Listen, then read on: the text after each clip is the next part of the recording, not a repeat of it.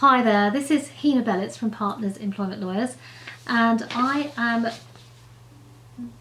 recording this video just really to invite you to our afternoon update, our next afternoon update, which is on the 7th of October. It's our Employment Law Update Seminar, and we've had such a phenomenal response.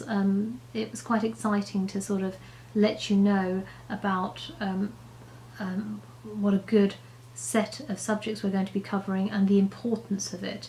The key thing I want to say is that the changes that we're going to be covering alongside 3 other subjects are probably the most far-reaching changes I have seen in many years of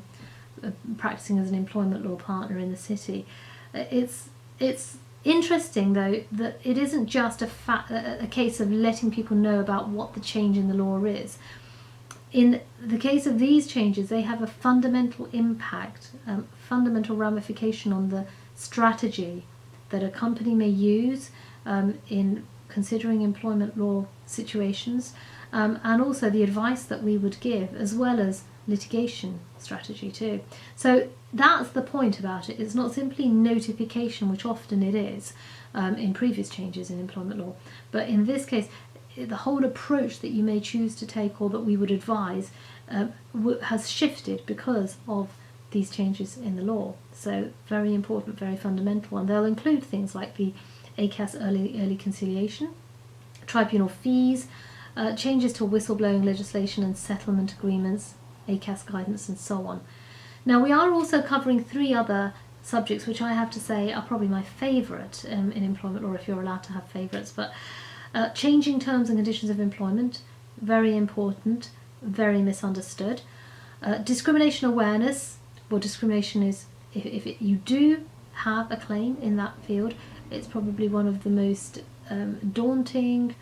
costly and emotionally intense experiences that you will have to endure, I'm sure. And finally, perhaps my most favourite subject of all, because it's very boardroom strategy and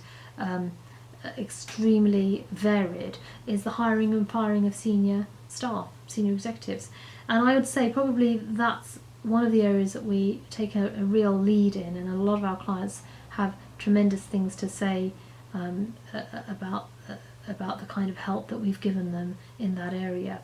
And something that's quite interesting that I think is worth to saying just in finishing off this invitation, apologies if it's a bit long, is that we've recently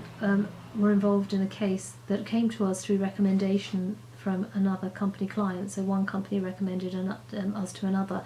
and this was it was an 8-day hearing at Employment Tribunal, including a raft of claims, and we won after having quoted and achieved about 20,000 lower in terms of fees than other lawyers that they had approached. But further to that, and more importantly, is in discussions internally between us, the staff, when we were discussing strategy and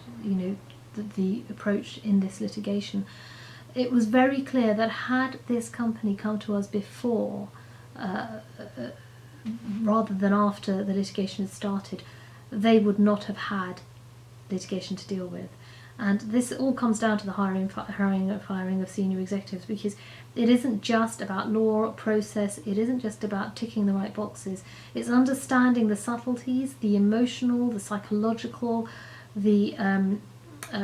relationship issues, and how all of that comes into play and